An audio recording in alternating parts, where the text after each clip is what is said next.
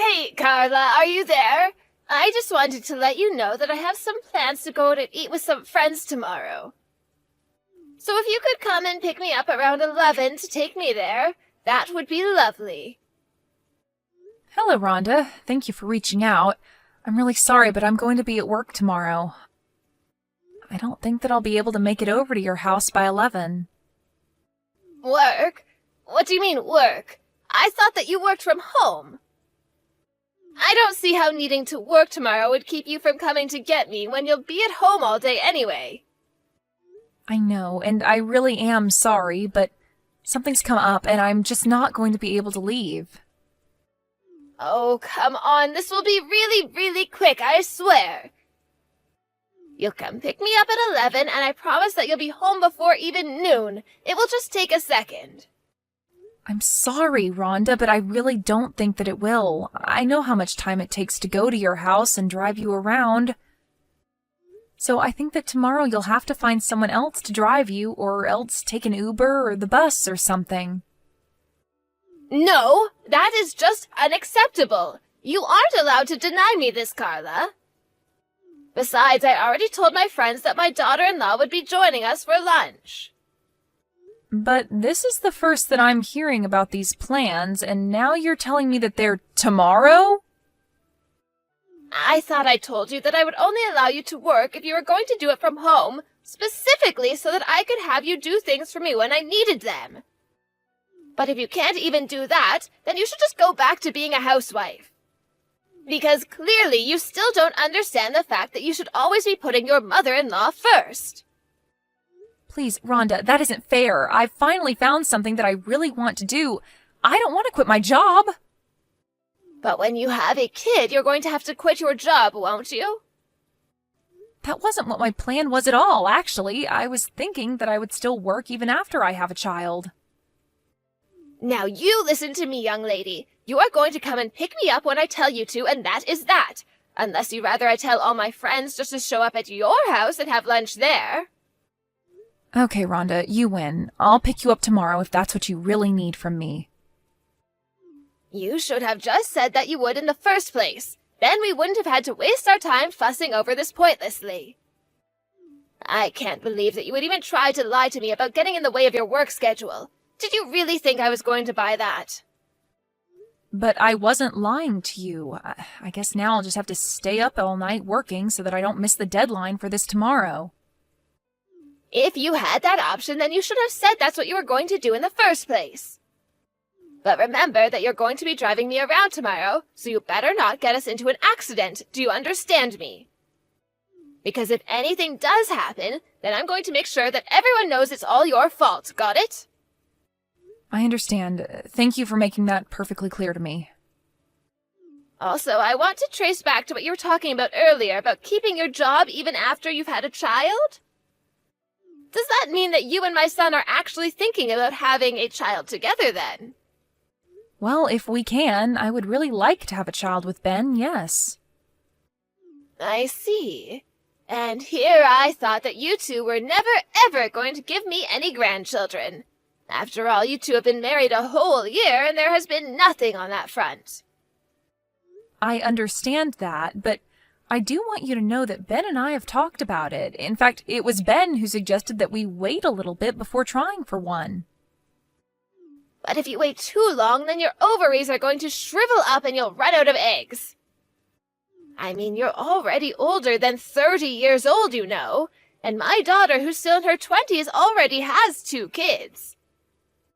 So it sounds to me like you two might have just been slacking off this whole time.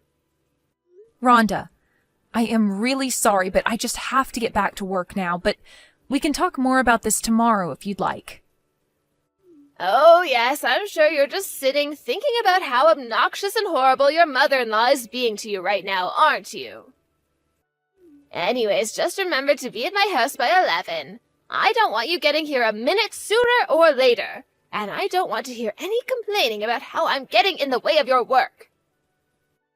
And just know that if you don't show up, there is going to be serious hell to pay. Hello there, Carla. I just wanted to say thank you so much for yesterday's meal. I really loved how you made it so flavorless and bland. Did you do that just for me? Because you don't think old people can handle flavor?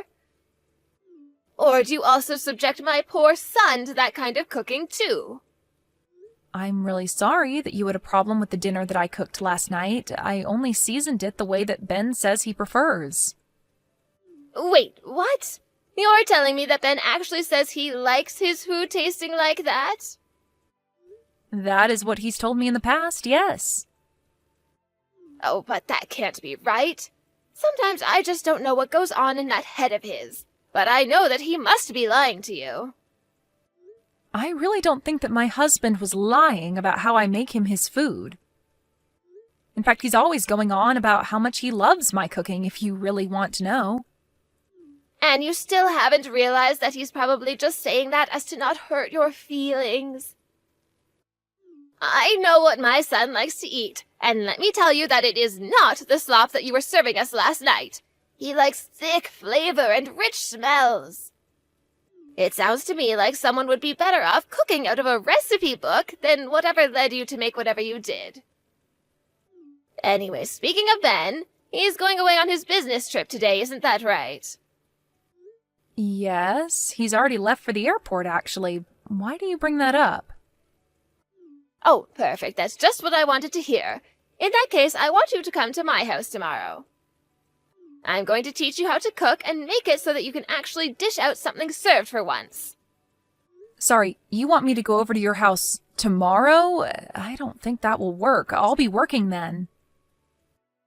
Oh, there you go again, trying to use your work to get out of doing what I tell you to. So you're really telling me that you don't think you need any kind of training? Are you okay? Were you dropped on your head as a child or something? Because if you're going to be like this, I might just have to take it upon myself to make you quit your job. Rhonda, I think that Ben already talked to you about this, didn't he? He told you that it's my choice whether or not I want to work and that you shouldn't try and interfere with the fact that I am working. Now, this is something that Ben, not me, has said to you, right? So why haven't you stopped? Oh, so now you're telling me that I have to listen to whatever my sons tell me to do.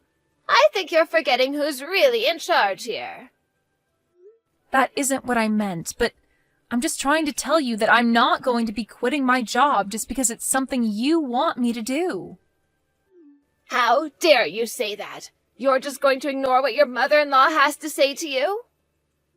I'm not ignoring. I am very much listening to what you have to say. I'm just telling you that I'm not going to quit my job because you want me to.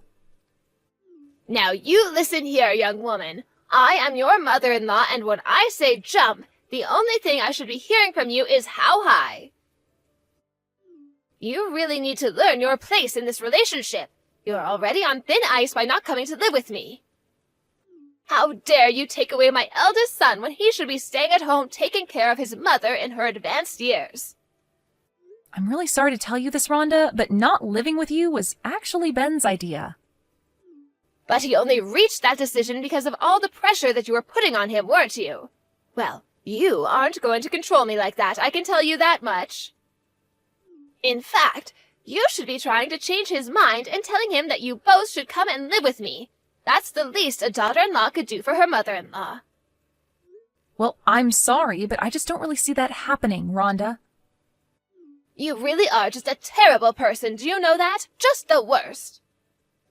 I have no idea what my silly son was thinking when he decided it would be a good idea to marry you. Even his sister was smart enough to move in with her husband's family. And now she spends her days from sun-up to sundown being a loyal daughter-in-law to her in-laws. And I am sure that that is her way of trying to get along with her husband's family. I would really like it if we could find a way to get along too. Oh, please, of course you don't. If you really did, then you would just shut up and do as I tell you. But I know that your real goal is to keep turning my son against me until he wants nothing to do with me. But it's you and Ben who should end things. And just what do you mean by that?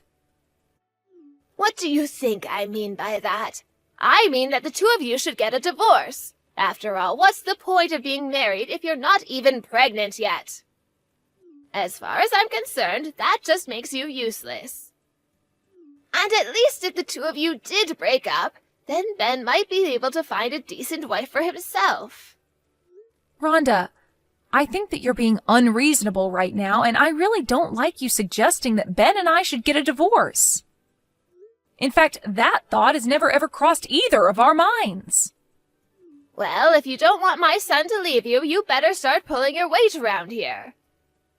And you can start doing that by showing up to my house tomorrow. It's high time you learn what it means to be a good wife and daughter-in-law.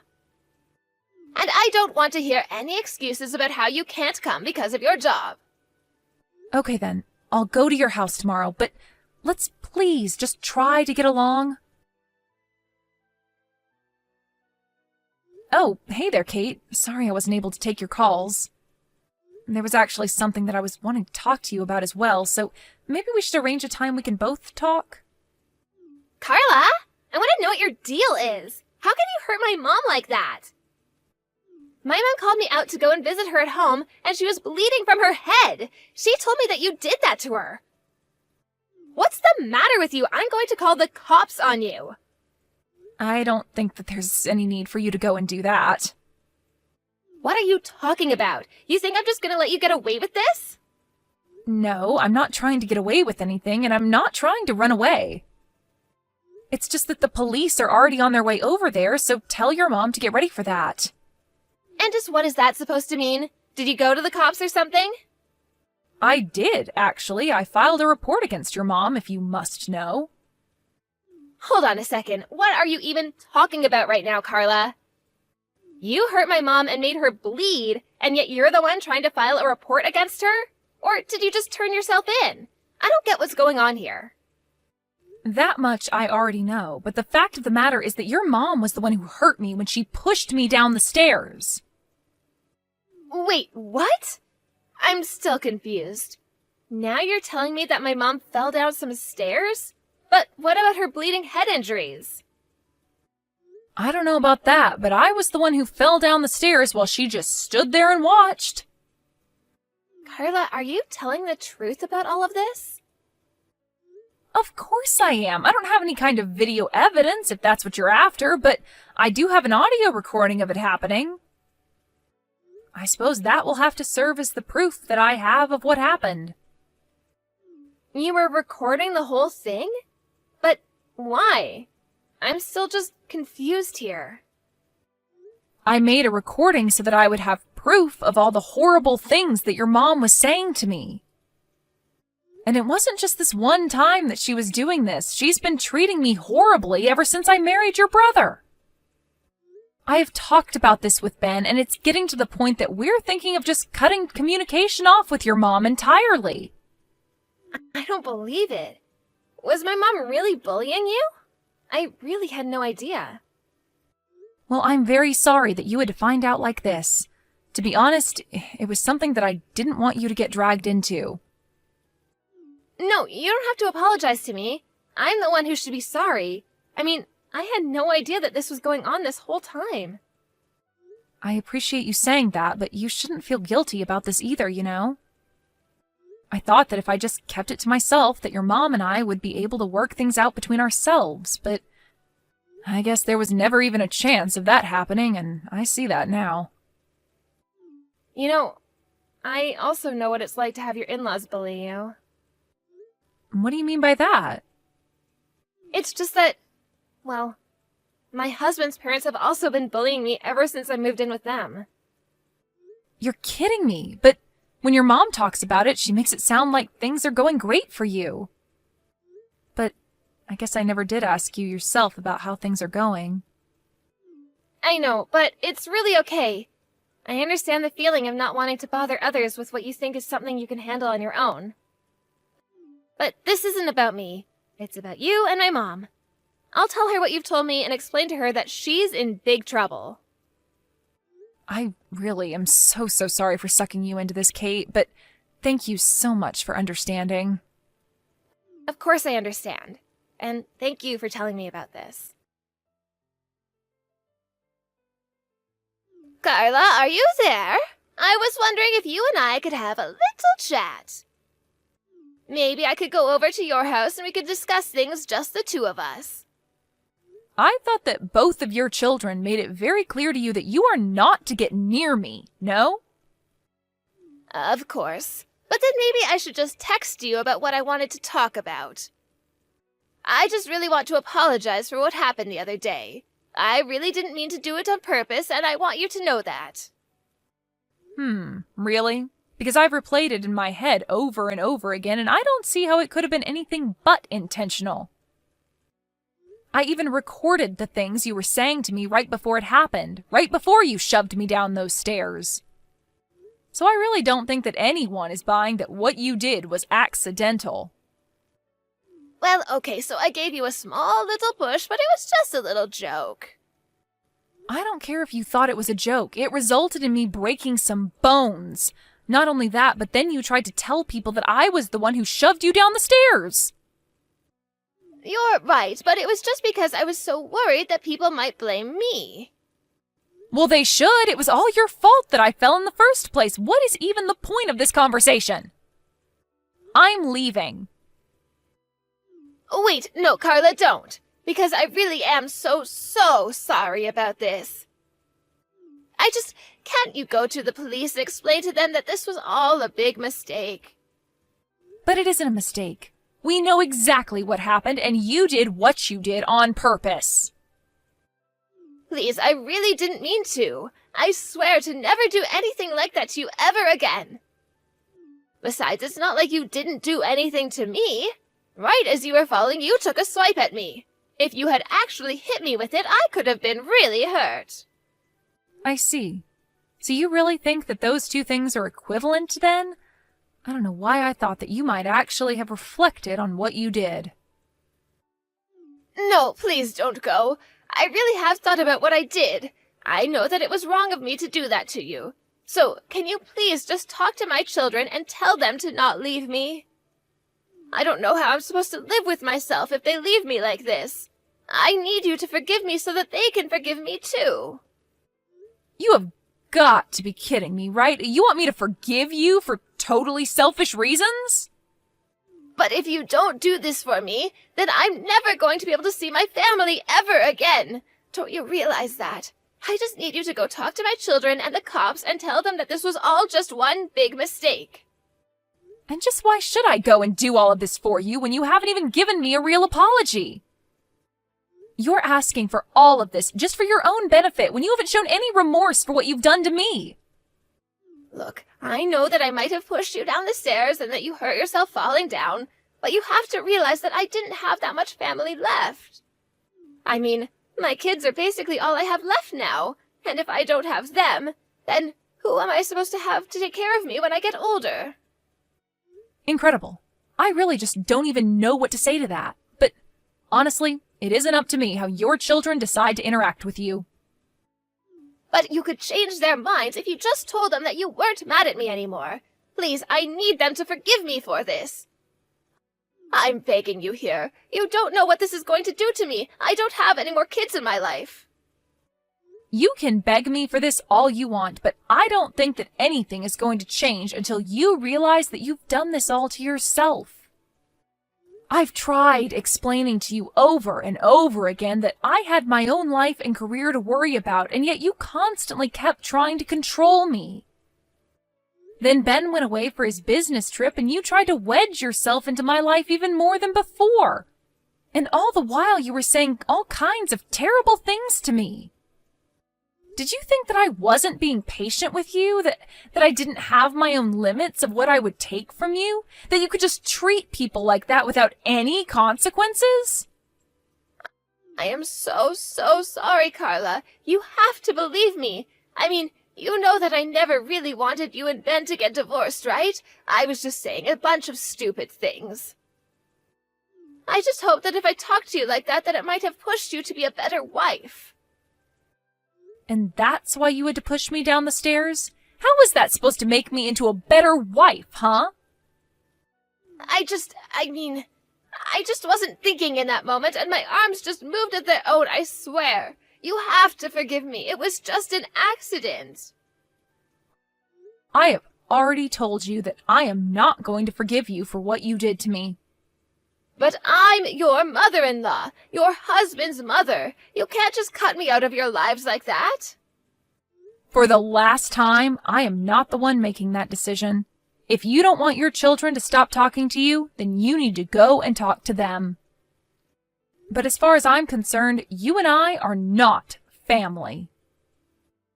Please, don't say anything. I am so sorry for everything. I promise to never ever try to interfere in your life ever again. I won't even be mean to you, and I won't order you around like I did before. I'll do all of that if you just say that you'll forgive me. I really can't believe that you think that's what's going to solve all of this. An apology has no meaning if there's no intent behind it. I have to say that you are just not the person that I thought you were when we first met. I am nothing but disappointed in you. Carla, I'm so sorry for everything. No, you're not. And that's the problem. But hopefully you've learned your lesson from this and can be a better mother-in-law in the future. Of course, it doesn't mean we'll ever let you back into our lives after what you've done. After that, Ben and I talked, and we finally settled on dropping the charges that I was going to press against his mother. Instead, we served her with the full bill for my injuries and made her sign on to a restraining order to keep her away from me. Although it was unlikely that the court would have sent a woman of her age to jail, our settlement was a good way to ensure that she would keep away from us. After that, I blocked her on every medium imaginable. I heard from Ben, however, that rumors were spreading around Rhonda's neighborhood about what she did to me. Apparently Rhonda was so humiliated that she doesn't even leave the house anymore. Afraid of being known as the person who harmed her daughter-in-law and lost her family, Rhonda decided that she had to move away. Now, not even her children know where she is or what she might be doing these days. A few months later, I heard that Kate and her husband talked about what she was going through and that the two of them decided to move out of his parents' house. Ever since then, Kate has seemed much less stressed than before.